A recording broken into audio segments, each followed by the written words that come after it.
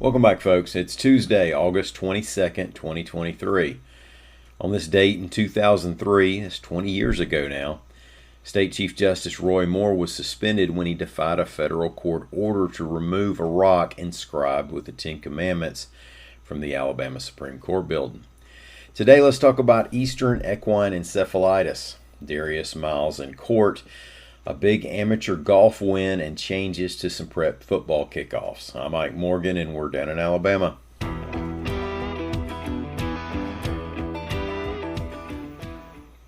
Two cases of Eastern equine encephalitis, one fatal, have turned up in Spanish Fort, reports AL.com's John Sharp. The virus, which is transmitted by mosquito bites, is extremely rare. There was only one case in the U.S. last year and only 8 previous cases in Alabama in the past 20 years. But the CDC tells us that around 1 out of every 3 infected people die from it. So while it's not something to worry yourself sick about, it's definitely worth taking the usual anti-mosquito precautions. Use repellent, keep the screen door shut, dump the water out of the old tires you keep in the backyard for beautification purposes, and wear long sleeves and pants if you can stand it. I like the angler shirts because they're lightweight and all the front pockets look stylish.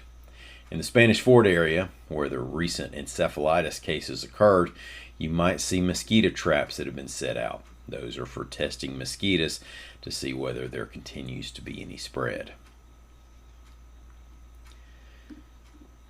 Former University of Alabama basketball player Darius Miles, if convicted of capital murder, could face life in prison without the possibility of parole. But the state is not seeking the death penalty, reports AL.com's Matt Stahl.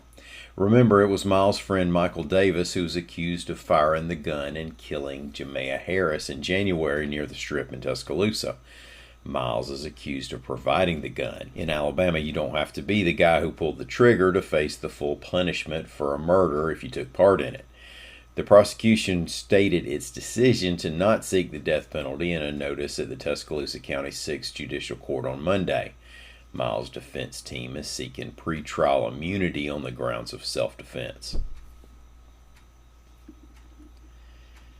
When Nick Dunlap won the U.S. Amateur Golf Championship this past weekend at Cherry Hills Country Club in Colorado, he put himself into a footnote with one of the game's greats. Dunlap is a sophomore at the University of Alabama, and he's from Huntsville. He led the Tide during his freshman season with an average round of 70.35. AL.com's Nick Alvarez reports that with Sunday's win in the U.S. Amateur, Dunlap joined Tiger Woods as the only 2 male golfers to win that tournament and the U.S. Junior Championship. It also qualified him for the 2024 Masters, U.S. Open, and Open Championship. Now, it's so hot outside that Vulcan's fashion choices are looking more and more reasonable.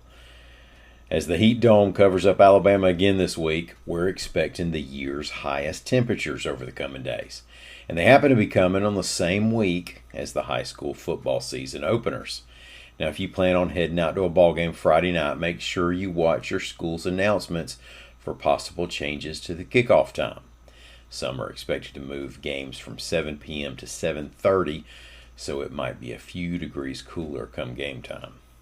Thank y'all so much for listening. We're going to be back here again tomorrow. Until then, come on by and see us on the internet at al.com.